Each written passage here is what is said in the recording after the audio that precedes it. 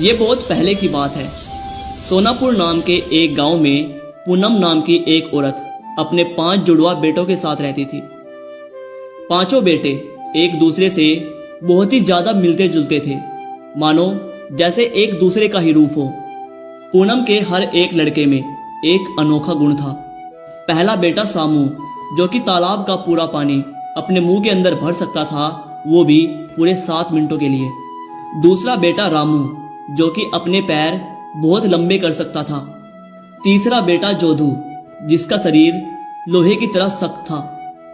और चौथा बेटा मधु, जिसे आग से कोई हानि नहीं पहुंचती थी।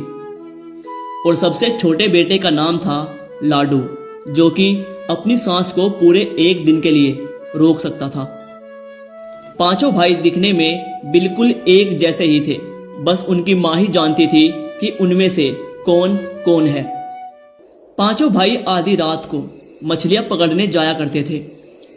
भाइयों सुनो, मैं तालाब का पानी अपने मुंह के अंदर भर लेता हूँ, फिर तुम तालाब के नीचे उतरकर जल्दी जल्दी से मछलियां पकड़ लाना और तालाब से बाहर आ जाना। आप रोज रोज एक ही बात क्यों बोलते हो भैया? क्या हमने आज तक 1 मिनट की भी देरी की है? हम तैयार हैं भैया। इसके बाद सामू तालाब का पानी अपने मुंह के अंदर भर लेता है और बाकी के चारों भाई नीचे जाकर मछलियां पकड़ लेते हैं। और मछलियां पकड़ने के बाद जैसे ही वो घर पहुंचे, उनमें से एक भाई बोला, आज लाडू की बारी है। छोटे भाई, आज तुम इन मछलियों को लेकर बाजार जाओ और बेच कर आओ। ठीक है भैया, मैं जाता हूँ। इतना कहकर उनका छोटा भाई मछली की टोकरी को अपने सर पर रखकर मार्केट की तरफ चल पड़ता है। और जैसे ही वह मार्केट पहुंचता है, वह अपनी टोकरी को एक स्थान पर रखता है और वहीं खड़ा होकर मछलियां बेचने लगता है। और उसी समय वहां कुछ मछुआरे आते हैं और उसकी मछलियों को देखकर उससे कहते हैं, तुम्हें रोज रोज इतनी बड़ी बड़ी मछलियां कहाँ से मिलती हैं? हमें बताओ तो, और हमें इतनी अच्छी अच्छी मछलियां क्यों नहीं मिलती हैं भाई? हाँ, तुम जरूर कोई जादू टोना करते हो ना? मुझे पता है, मैं समझ गया। नहीं नहीं, तुम्हें बताना ही पड़ेगा। तुम रोज रोज इतनी बड़ी बड़ी मछलियां कहाँ से लाते हो? अच्छा, तो आप लोगों को जानना है। ठीक है, तो आप सुबह सुबह तालाब के किनारे पर आ जाना, मैं आपको बड़ी बड़ी मछलियां पकड़वा दूंगा। लाडू ने घर जाकर अपने बड़े भाई को सारी बातें बताई। उसकी बातें सुनकर सामू तैयार हो गया और दूसरे ही दिन सारे मछुआरे तालाब के किनारे पहुंच गए। सामू के अलावा बाकी के 4 भाई आज तालाब के किनारे नहीं आए थे। फिर सामू ने उन मछुआरों से कहा, सुनिए, मैं 7 मिनट के लिए तालाब का पानी अपने मुंह में भर लूंगा और तुम 7 मिनट के अंदर जितना मछली पकड़ना चाहो पकड़ सकते हो। मैं एक बार फिर से कह रहा हूँ, मैं 7 मिनट से ज़्यादा तालाब का पानी अपने मुंह के अंदर नहीं रख सकता, तो आपको 7 मिनट से पहले ही तालाब से बाहर आना होगा। ठीक है, तुम चिंता मत करो, हम 7 मिनट से पहले ही तालाब से बाहर आ जाएंगे। इतना सुनते ही सामू तालाब का पानी अपने मुंह के अंदर भरने लगता है और सारे मछुआरे तालाब के अंदर जाकर अपनी अपनी टोकरियों में मछलियां भरने लगते हैं। लेकिन 7 मिनट होने के बाद भी सारे मछुआरे तालाब से बाहर नहीं निकले। और 7 मिनट के बाद जो सामू ने तालाब का सारा पानी अपने मुंह के अंदर भर रखा था, वो उसने तालाब में छोड़ दिया। और जो मछुआरे तालाब से बाहर नहीं निकले थे, वो तालाब में डूबकर मर गए।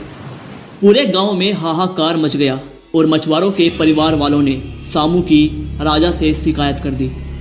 मछुआरों के परिवार वालों की सारी बातें सुनकर राजा ने सामू से कहा, क्या इनकी बातें सच है सामू? क्या तुमने अपने मुंह से पानी छोड़कर इतने सारे लोगों को मार डाला? हाँ, ये सच है महाराज, ये सच है। पर अगर मैं अपने मुंह से पानी बाहर नहीं छोड़ता तो मेरा गला फट जाता और मैं मर जाता। महाराज, मैंने उनसे बार बार कहा था कि मैं अपने मुंह के अंदर 7 मिनट से ज्यादा पानी नहीं रोक सकता, लेकिन उनमें से किसी ने भी मेरी बातों पर ज्यादा ध्यान नहीं दिया, इसीलिए मुझे मजबूरन पानी बाहर छोड़ना पड़ा और इस तरह से ये घटना घटी है। महाराज, मैं आपसे फिर कहता हूँ, इसमें मेरी कोई गलती नहीं है। इतने सारे लोगों की मृत्यु का उत्तरदायी मैं तुम्हें ही मानता हूँ। मैं तुम्हें सजा देता हूँ कि तुम्हें उसी तालाब में डुबाकर मारा जाए। इससे पहले तुम्हारी कोई अंतिम इच्छा हो तो बताओ, हम उसे पूरी करने की पूरी कोशिश करेंगे। महाराज, जब मुझे मरना ही है तो बस मेरी आखिरी इच्छा ये रहेगी कि मैं एक बार अपनी माँ से मिलना चाहता हूँ। ठीक है, ऐसा ही होगा। तुम एक बार और आखिरी बार अपनी माँ से मिल सकते हो। श्यामू घर जाकर सारी बातें अपनी माँ और अपने भाइयों को बताता है।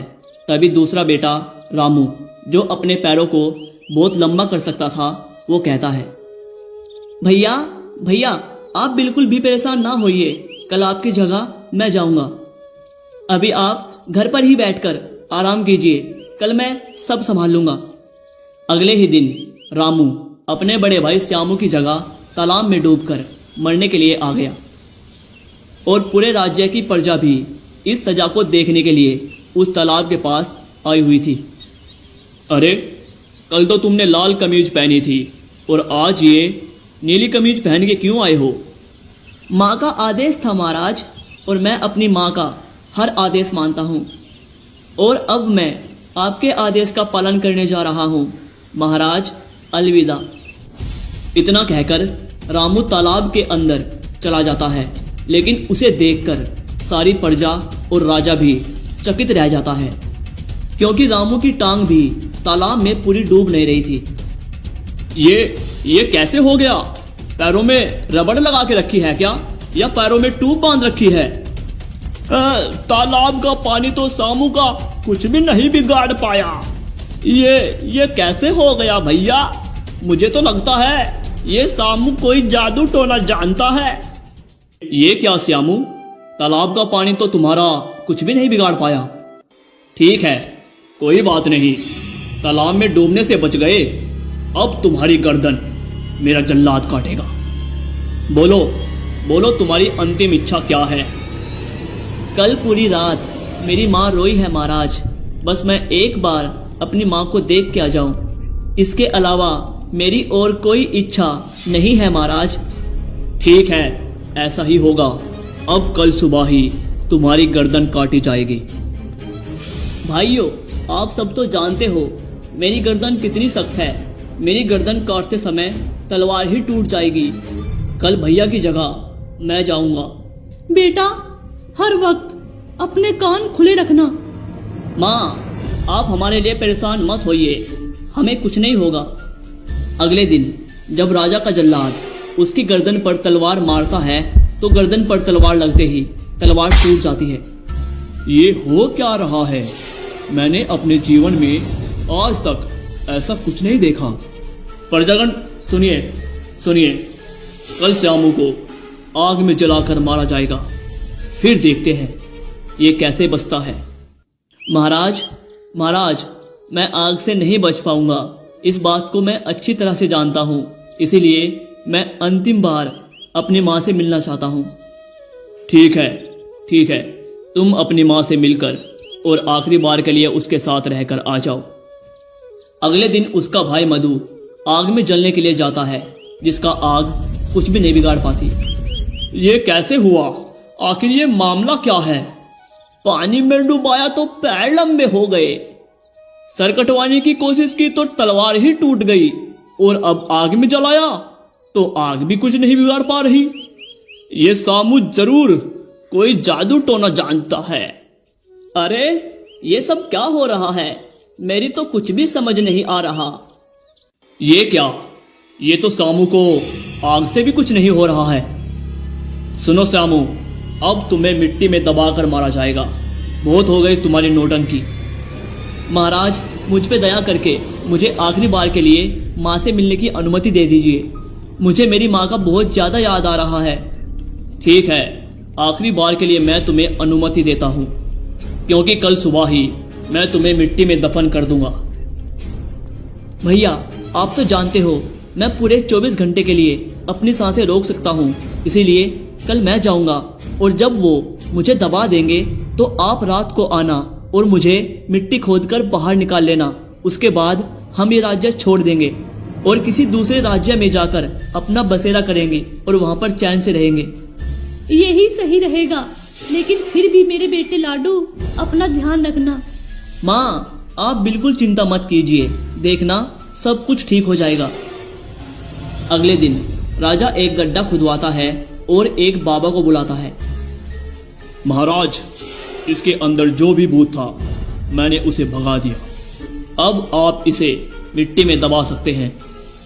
राजा लाडू को उसी गड्ढे में दबा देता है और फिर कहता है, आखिर पापी को सजा मिल ही गया। अब चलो सब अपने अपने घर चले जाओ। और जब घना अंधेरा हो गया, चारों भाई अपनी माँ को साथ लेकर उसी जगह पर आ गए जहां पर लाडू को दफनाया गया था। उन सभी ने जल्दी से मिट्टी को खोदा और लाडू को बाहर निकाल लिया।